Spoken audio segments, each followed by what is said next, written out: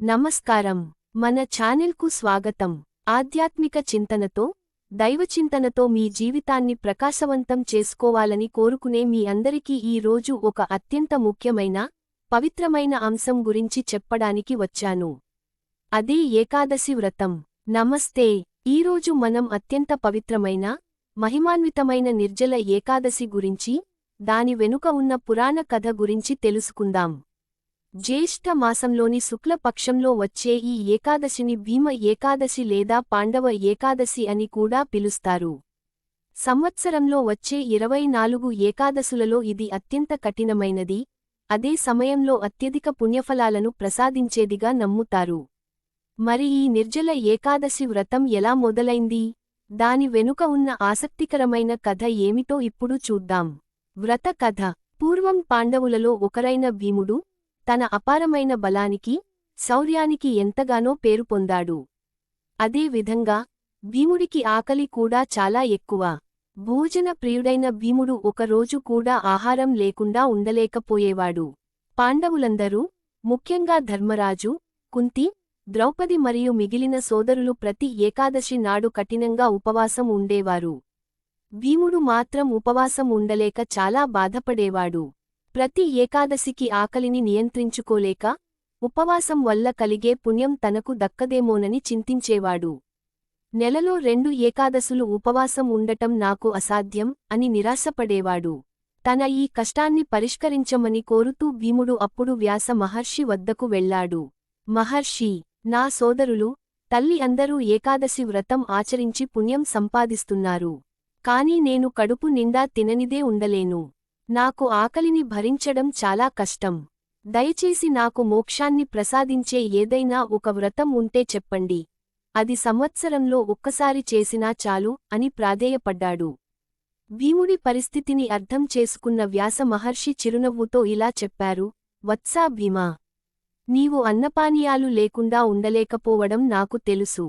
అయితే, మోక్షాన్ని పొందడానికి ఒక అద్భుతమైన మార్గం ఉంది. సంవత్సరంలో వచ్చే అన్ని ఏకాదశుల పుణ్యాన్ని కేవలం ఒక్క ఏకాదశి వ్రతం ద్వారా పొందవచ్చు. అదే జ్యేష్ఠ మాసం శుక్లపక్షంలో వచ్చే ఏకాదశి. ఈ ఏకాదశిని నిర్జల ఏకాదశి అని పిలుస్తారు. వ్యాస మహర్షి కొనసాగిస్తూ, ఈ రోజున నీవు ఆహారం మాత్రమే కాకుండా, ఒక్క చుక్క నీరు కూడా త్రాగకుండా నిష్ఠగా ఉపవాసం ఉండాలి. మరుసటి రోజు ద్వాదశి నాడు బ్రాహ్మణులకు అన్నదానం చేసి, దాన ధర్మాలు విరివిరిగా చేయాలి. ఇలా చేయడం వల్ల నీవు సంవత్సరంలో వచ్చే అన్ని ఏకాదశులు ఉపవాసం ఉన్న పుణ్యాన్ని పొంది, సమస్త పాపాల నుండి విముక్తి పొంది, చివరకు మోక్షాన్ని పొందుతావు అని బోధించారు. వ్యాస మహర్షి సలహా మేరకు, భీముడు జ్యేష్ఠ శుక్ల ఏకాదశి రోజున ఒక్క చుక్క నీరు కూడా త్రాగకుండా కఠినమైన ఉపవాసం పాటించాడు.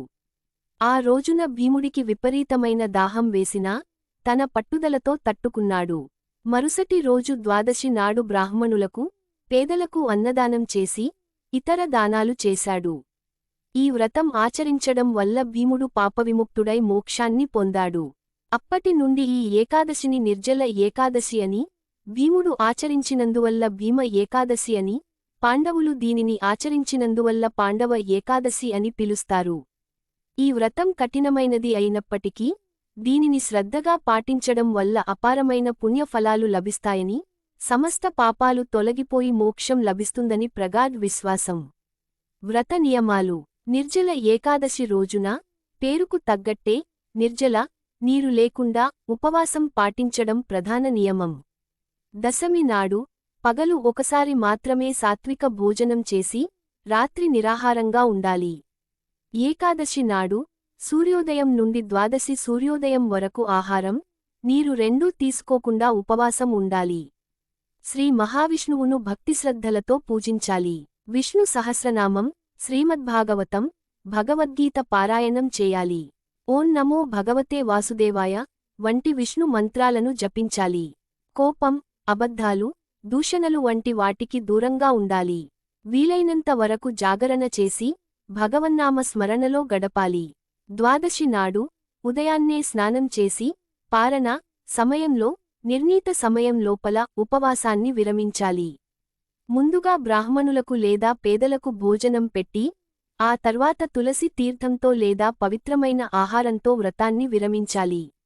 ఈ నిర్జల ఏకాదశి వ్రతం ఆచరించి, శ్రీ మహావిష్ణువు అనుగ్రహాన్ని పొంది, మీ కోరికలు నెరవేరాలని కోరుకుంటున్నాను.